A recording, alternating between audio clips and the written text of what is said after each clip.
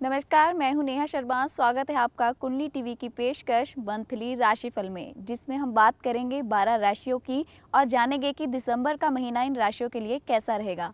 इन सब की जानकारी देने के लिए हमारे साथ जुड़े हैं कुंडली टीवी के एडिटर नरेश कुमार जी। स्वागत है सर आपका। नमस्कार।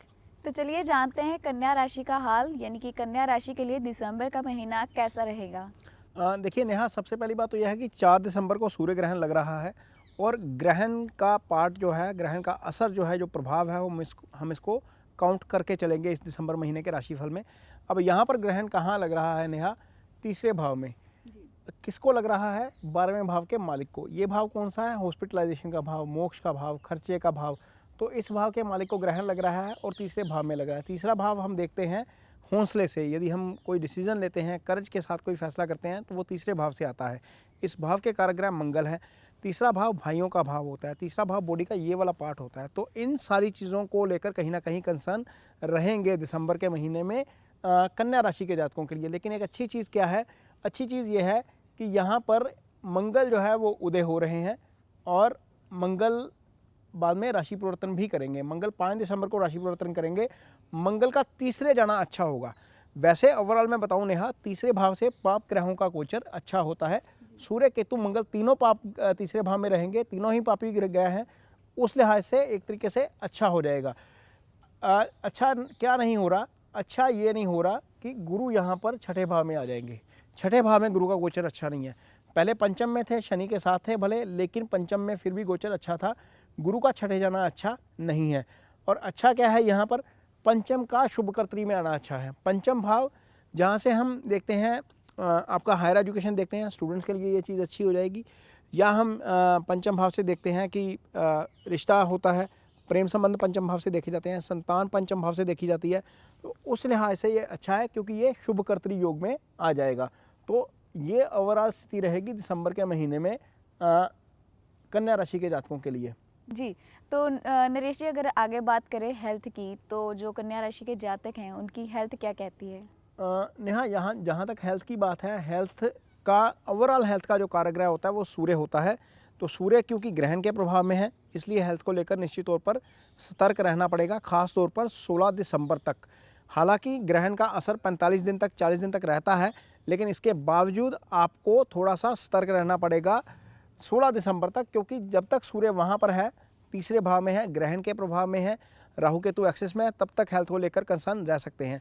दूसरा कारण इसका ये है नेहा कि गुरु यहाँ पर छठे भाव में है। गुरु जिस भाव में होते हैं उस भाव की हानि करते हैं। तो छठा भाव रोग ऋण शत्रु का भाव है, इसलिए यहाँ पर भी थोड़ा सा आपको हो सकता है कि गैस्ट्रिक समस्या हो सकता है स्टमक रिलेटेड कोई ना कोई इशू आ जाए, हो सकता है यूरिन रिलेटेड कोई ना कोई इशू आ जाए। तो यदि आपको खाने पीने की आदत है ज़्यादा, तो अपनी ईटिंग हैबिट्स के ऊपर कंट्रोल करिएगा। बाहर का खाना अवॉइड करिए इस महीने में, क्योंकि जो प्लानिटरी पोजीशन है वो इस तरह की आ रही है कि आपको उसका नुकसान हो सकता है, आपको हेल्थ का नुकसान हो सकता है। तो हेल्थ के लिहाज से दिसंबर का महीना थोड़ा सा अच्छा नहीं है। जी, ये हेल्थ की बात हो गई। आगे बढ़ते हैं और बात करते हैं कि कन्या राशि के जो जातक हैं उनके लिए फाइनेंस के हिसाब से ये महीना कैसा रहेगा। देखिए नेहा, फाइनेंस के कारक ग्रह गुरु होते हैं। गुरु यहाँ पर छठे भाव में चल रहे हैं। कहने को तो ये छठे में चल रहे हैं, लेकिन ये कर्म का भाग्य है और भाग्य का कर्म है। गुरु का शनि के साथ युति टूटना लगन के लिए अच्छा भले ही ना हो, लेकिन कर्म के लिए अच्छा हो गया। कर्म स्थान के 9वें भाव में जब गुरु गोचर कर रहे हैं, तो इसका मतलब है कि निश्चित तौर पर आपको उसका फल मिलेगा, क्योंकि गुरु यहाँ पर बैठकर कर्म स्थान को देख रहे हैं। तो यदि आपका प्रमोशन रुका हुआ है तो प्रमोशन हो जाएगा। यदि आपको लगता है कि डोमिनेंस नहीं है, काम में सुनवाई नहीं हो रही कार्यस्थल पर आपकी, तो वहाँ पर बॉस आपकी सुननी शुरू कर देंगे, सीनियर्स आपकी सुनना शुरू कर देंगे। जिन लोगों का काम एक्सपोर्ट से संबंधित है उनके लिए थोड़ी सी स्थिति अच्छी हो जाएगी, क्योंकि गुरु 12वें भाव को देख रहे हैं जो एक्सपोर्ट का भाव है। तो जो लोग MNC में काम करते हैं उनके लिए चीज़ें अच्छी हो जाएंगी। फाइनेंस जो है वो अल्टीमेटली बेटर हो जाएगा, क्योंकि गुरु का प्रभाव जो है वो उसका फ़ायदा आपको निश्चित तौर पर मिलेगा। हालांकि आय स्थान का मालिक यहाँ पर चंद्रमा बनता है जो लगन में है, तो लगन में चंद्रमा का होना एक तरीके से अच्छा है। इसके ऊपर कोई बहुत ज़्यादा बुरे ग्रह की दृष्टि नहीं है। राहु सिर्फ इसको ट्रांजिट में देख रहे हैं, लेकिन ये चंद्रमा आगे निकल जाएंगे। और यहाँ पर मंगल का भी आपको काफ़ी लाभ मिलेगा। मंगल चूँकि सीधा अष्टम दृष्टि से भाग्य स्थान को देख रहे हैं, उसका भी आपको कहीं ना कहीं लाभ मिलेगा। कन्या राशि के लिए दिसंबर का महीना फाइनेंस के हिसाब से कैसा रहेगा, पूरी जानकारी हमने ली है। आगे बढ़ते हैं और जानते हैं कि रिश्तों के हिसाब से उनके लिए दिसंबर महीना कैसा रहेगा। देखिए रिलेशनशिप के लिहाज से ये चीज़ें बहुत ज़्यादा अच्छी नहीं है। कारण ये है कि एक तो ये भाव जो है वो सप्तम भाव है, वो रिश्ते का भाव है, पार्टनरशिप का भाव है, पति पत्नी का भाव है। यहाँ पर शनि की दृष्टि पड़ रही है, ठीक है। इस भाव का मालिक छठे भाव में आ गया है। ये गुरु इस भाव से 12वां भाव है। ये लिटिगेशन एलिगेशन बीमारी का भाव है। वहाँ पर मंगल दूसरे भाव में बैठे हैं, वो कुटुंब का भाव है। यानी कि जो रिलेशनशिप आती है वो वहाँ पर अगेन फायरी प्लैनेट बैठा हुआ है। तो रिलेशनशिप में आपको थोड़ा सा संयम से काम लेना पड़ेगा दिसंबर के महीने में, क्योंकि ऐसी स्थिति आ सकती है आपके सामने या आपके पार्टनर के सामने कि चीज़ें उकसाने वाली हो जाएं या रिएक्ट ज़्यादा आप ओवर रिएक्ट कर दें। तो ओवर रिएक्ट करने से बचने से आप रिश्तों में थोड़ा सा आप अपना संतुलन बना सकते हैं। उसका कारण थोड़ा सा ये भी है कि केतु वहाँ पर बैठकर तीसरे भाव में सप्तम को देख रहे हैं, शनि सप्तम को देख रहे हैं। तो बचाव का साधन थोड़ा सा लिमिटेड नज़र आ रहा है। मंगल जो है वो अष्टम पड़े हुए हैं, सप्तम से अष्टम में पड़े हुए हैं। तो वो थोड़ी सी स्थिति जो है वो बहुत ज़्यादा अच्छी नहीं है मैरिड कपल्स के लिहाज से। जहाँ तक सिंगल्स की बात है नेहा, सिंगल्स के लिए यहाँ पर पंचम के मालिक शनि हैं, शनि वहीं पर बैठे हैं। पंचम शुभकर्त्री योग में है। तो जिनका रिश्ता नहीं हो रहा था उनका रिश्ता होने के योग अब बनने शुरू हो गए हैं। जिनका कोई पार्टनर नहीं है उनको हो सकता है कि आने वाले दिनों में पार्टनर मिल जाए, क्योंकि पंचम जो है वो शुभकर्त्री योग में आ गया है।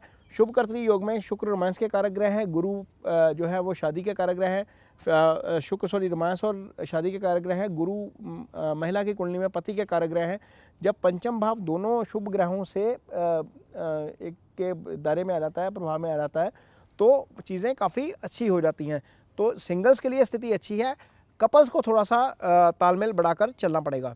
जी, तो ये ओवरऑल हमने जाना है हाल, लेकिन उसके बाद जो उपाय हैं वो हमारे ऊपर बहुत ज़्यादा इफेक्ट डालते हैं। तो चलिए जानते हैं कि कन्या राशि के जातक क्या उपाय कर सकते हैं दिसंबर महीने में। नेहा, कन्या राशि के जातकों के लिए सबसे पहला उपाय वही है जो हमने मिथुन राशि के जातकों के लिए बताया था। हरे रंग का पेड़, एक पेड़ जरूर लगाइए हरे रंग का। जो बुध हैं वो हरियाली के कारक ग्रह हैं। यदि आप पेड़ लगाते हैं, कोई एक पेड़ लगाते हैं, उसकी सेवा करते हैं, जैसे जैसे वो पेड़ बढ़ता है वैसे वैसे आपको समृद्धि मिलती है, आपका लगन मजबूत होता है। लगन मजबूत होने से आपका हेल्थ भी बढ़ता है, फाइनेंस भी बढ़ता है। दूसरी चीज़ जो आप कर सकते हैं, हरा चारा गायों को डालिए। हरा चारा डालना बुध का एक अच्छा उपाय है। आप मूंग साबुत जो दाल होती है 600 ग्राम, वो हरे रंग की दाल बुधवार के दिन मंगल जो मंदिर है या गुरुद्वारा है, कहीं पर भी जहाँ पर भी आप जाते हैं धार्मिक स्थल, वहाँ पर विजिट करके दे सकते हैं। ये एक बुध का अच्छा उपाय होता है। यदि आप ये भी नहीं कर सकते तो आप घर में जो बहन है उसके साथ रिलेशनशिप को अच्छा रखिए। बहन यदि मांगती है, बिना मांगे की भी उसको गिफ्ट देंगे तो आपका बुध जो है वो बहुत अच्छा रहेगा। तो ये था कन्या राशि का हाल। मंथली राशिफल के नेक्स्ट एपिसोड में हम बात करेंगे अगली राशि तुला की। जुड़े रहें हमारे साथ। धन्यवाद। नमस्कार।